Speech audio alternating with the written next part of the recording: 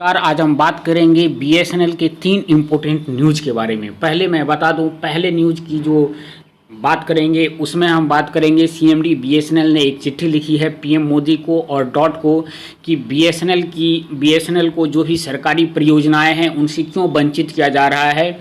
और जब बीएसएनएल का 4G स्वदेशी निर्मित हो रहा है तो बीएसएनएल का भी उस भागीदारी में सहमति होनी चाहिए और बीएसएनएल को भी उसमें सर्विस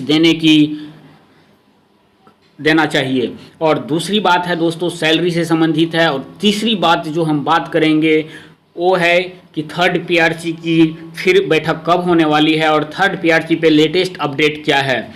तो दोस्तों ये तीनों अपडेट आज हम लेकर आए हैं। तो चलिए दोस्तों एक एक कर हम आपसे बात करते हैं इस संबंध में। पहले हम बताते हैं दोस्तों सीएमडी बीएसएनएल ने कौन सा पत्र लिखा गया है। दूरसंचार सचिव के राजामन को लिखे पत्र में बीएसएनएल के चेयरमैन प्रवीण कुमार पुरवार ने कहा है कि बीएसएनएल सबसे अच्छी स्थिति में है। जी हाँ दोस्तों, उन्होंने कहा है कि बीएसएनएल सबसे अच्छी स्थिति में है। भारत संचार निगम लिमिटेड जो कुछ प्रतिष्ठित सरकारी वित्त पोषित डिजिटल कनेक्टिविटी कार्यक्रमों पर भारतीय एयरटेल रिलायंस जैसी निजी क्षेत्र के प्रतिद्वंद्वियों से हार रहा है। प्रधानमंत्री नरेंद्र मोदी की महत्वाकांक्षा का हवाला देते हुए दूरसंचार विभाग से हस्तक्षेप की मांग की है।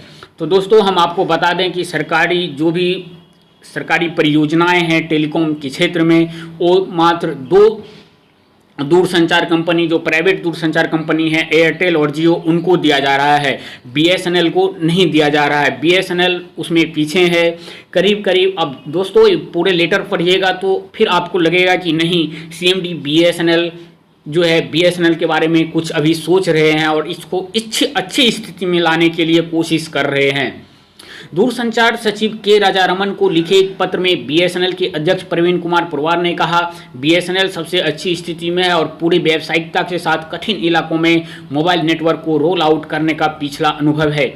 अनुरोध है कि अछूत गौओं को कवरेज प्रदान करने का कार्य बीएसएनएल को नामांकन के आधार पर दिया जाए। तो दोस्तों इन्होंने स्पष्ट रूप से मांग किया है कि जो बीएसएनएल को जहां अभी नेटवर्क नहीं पहुंचा है जिस गांव में वहां पे बीएसएनएल को दिया जाए। बीएसएनएल वहां पे नेटवर्क पहुंचाएगा क्योंकि इसको कार्य करने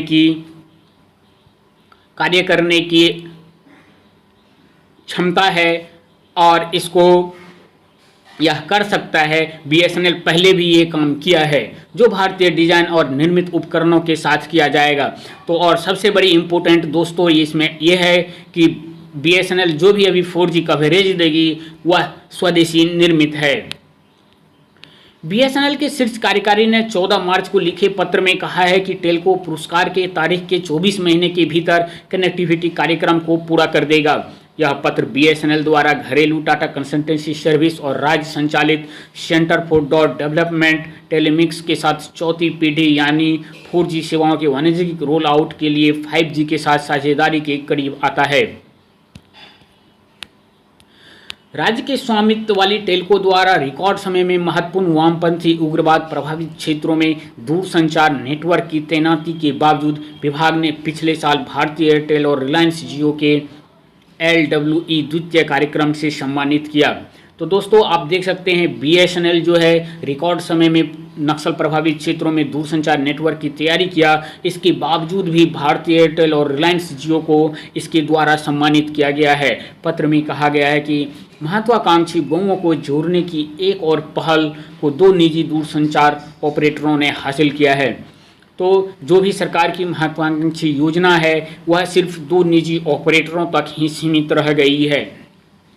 पूर्वोत्तर क्षेत्र के लिए महत्वाकांक्षी दूरसंचार कनेक्टिविटी पहल में विभाग ने उन साइटों को सम्मानित किया जो पहले बीएसएनएल के लिए भारतीय एयरटेल और रिलायंस जियो को नामांकन के आधार पर आरक्षित थी। तो दोस्तों दूरसंचार के क्षेत्र में जो पूर्वोत्तर क्षेत्र में जो कनेक्टिविटी है वह बीएसएनएल को पहले दिया जाना चाहिए था, लेकिन वह रिलायंस जियो और एयरटेल को दे दिया गया। यहाँ तक कि उन परिदृश्यों में जहाँ केवल एक बोली लगाने वाला आया था। ठेके यूनिवर्सल सर्विस ऑर्गेनाइजेशन फंड द्वारा दिए गए थे जो ग्रामीण और दूर दराज के क्षेत्रों में दूरसंचार कनेक्टिविटी प्रदान करने के लिए 55,000 करोड़ रुपए का मजबूत कोष है। तो दोस्तों आप देख सकते हैं 55,000 करोड़ रुपए का जो मजबूत कोष है USOF के द्वारा वह भी निजी दूरसंचार क्षेत्रों को दे दिया गया है, जो कि BSNL का हक उसमें बनता था। यही इस लेटर में लिखा गया। देश में 25,000 से अधिक गाँव अब भी किसी भी मोबाइल नेटवर्क से नहीं जुड़े हुए हैं। वॉइस ऑफ इंडियन के महानिदेशक राकेश कुमार भटनागर ने कहा कि BSNL को पिछले 5 वर्षों में एक भी मोबाइल परियोजना नहीं मिली है। तो आप देख सकते हैं दोस्तों, BSNL के साथ किस प्रकार से भेदभाव किया जा रहा है।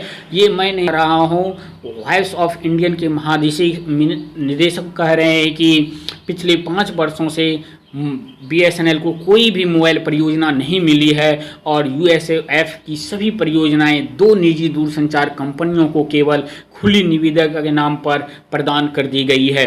तो BSNL के भेदभाव को अब जो है CMD BSNL भी उठा रहे हैं और उन्होंने मांग की है कि BSNL को भी उनके साथ जो है रखा जाए। संचार प्रौद्योगिकी उद्यम 17 मार्च को USOF प्रशासक को एक पत्र में लिखा है। दूरसंचार विभाग के पूर्व सलाहकार ने कहा है कि उसके द्वारा सभी परियोजनाओं में तैनात उपकरण आयात किए गए थे। जी हाँ दोस्तों, उन्होंने ये भी आरोप लगाया गया है कि जो भी प्राइवेट टेलीकॉम कंपनियां हैं वो सभी परियोजनाएं में जो तैनात उपकरण है वह आयात किए गए थे, लेकिन BSNL आयात नहीं किया है। वह घरेलू निर्मित उपकरण लगा रहे हैं और यह मोदी सरकार की जो नीति है मेक इन इंडिया, उसको प्राइवेट टेलीकॉम कंपनियां उल्लंघन करती है, फिर भी उन्हीं को ये सब परियोजनाएं दी जा रही है।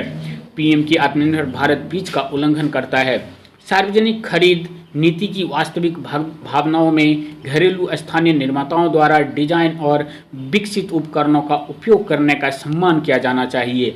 तो दोस्तों, इन्होंने स्पष्ट रूप से कहा है कि BSNL एक सरकारी टेलीकॉम कंपनी है और वह स्वदेशी निर्मित उपकरणों का उपयोग कर रहा है। इसके बजाय भी वह दूसरे टेलीकॉम कंपनियों को क्यों दिया जा रहा है।